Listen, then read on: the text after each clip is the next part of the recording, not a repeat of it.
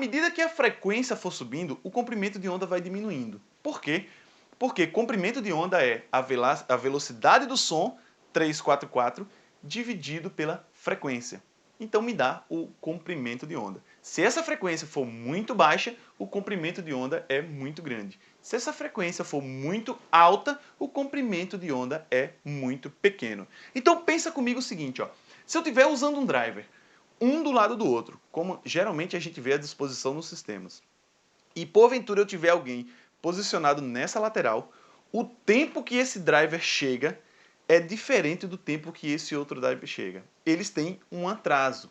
Ele tem um tempo de entrega no ouvido diferente. Então, naturalmente, aquela pessoa vai acabar ouvindo cancelamento. Ou seja, se porventura ela decidir passear na frente desse sistema, os tempos que ela ouve esses dois drivers é diferente, além da intensidade sonora. Por quê? Porque ela vai passar na frente do primeiro driver, ouvir um nível de pressão consideravelmente alto, depois ela vai ouvir um nível de pressão relativamente baixo entre os dois e depois um nível de pressão alto novamente. Então ela vai ficar ouvindo a variação. Principalmente porque eu estou falando de comprimentos de onda pequenos, ou seja, frequência mais alta. Então esses caras não se encontram. Se eu estiver falando em frequência mais baixa, em que o comprimento de onda é muito grande, natural que esse sistema se encontre, então eu não teria tantos problemas. Por isso que a dificuldade é maior na região de alta. Então, o que é que optamos? Se eu colocar um drive em cima do outro, então agora o tempo que alguém decida atravessar na frente desse sistema é exatamente igual, porque agora os sistemas estão em pé, ou seja, mesmo que ele estiver na lateral, o tempo desse drive é exatamente igual ao tempo desse outro. E agora, quando ele passa, ele ouve a média dos dois drivers, e não a variação entre eles. Claro que para ele ouvir a média, é muito interessante que esses sistemas estejam devidamente acoplados. O que quer dizer esse devidamente acoplado? Quer dizer que essas bolas se encontram. Dá uma olhada nessa imagem aqui, ó. Essa imagem mostra aonde eu estou definindo o ponto de crossover desse projeto da C10. Ou seja, essas bolas é o comprimento de onda ao redor de 800 Hz que eu havia calculado, tá ok? Então o que acontece, ó?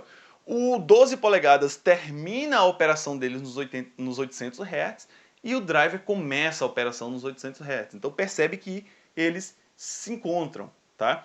Agora, qual é a vantagem disso? Primeiro, que eu tenho um sistema com mais homogeneidade. Eu tenho uma sinergia entre as duas vias, aonde uma termina, a outra começa e não existe buraco na junção entre elas. A segunda e principal vantagem disso tudo é que quando eu faço um arranjo de linha, eu estou formando basicamente o cilindro, né? Quer ver? Ó, dá uma olhada aqui, ó, na lateral disso, você percebe que essas bolas vão se encontrando e ela forma o que eu chamo de uma frente de onda plana. O que quer dizer isso? Então, eu estou formando um cilindro na frente do meu sistema. Se eu pegar esse cilindro e dobrar a minha distância, e porventura eu escolher uma área dentro desse cara, essa área ela simplesmente dobra, ok? No cilindro ela dobra. Agora, imagina um sistema convencional em que a propagação é esférica. Quando essa esfera dobra a distância, a minha área quadruplica. O que quer dizer isso? Quer dizer que um sistema coerente, ele tende a ter um decaimento de apenas 3 dB com o dobro da minha distância.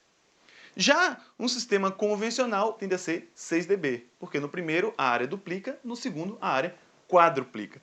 Claro que esse arranjo tem que estar coerente. O momento onde eles não se encontram, ou seja, essas bolas são pequenas, comprimentos de onda maiores, eles não se encontram, eu tenho um cancelamento. Na verdade, eu não tenho uma soma, eles deixam de acoplar. Então, eles fogem desse princípio dos sistemas em vertical. Ok? Então, nesse momento era legal entrar com guia de ondas.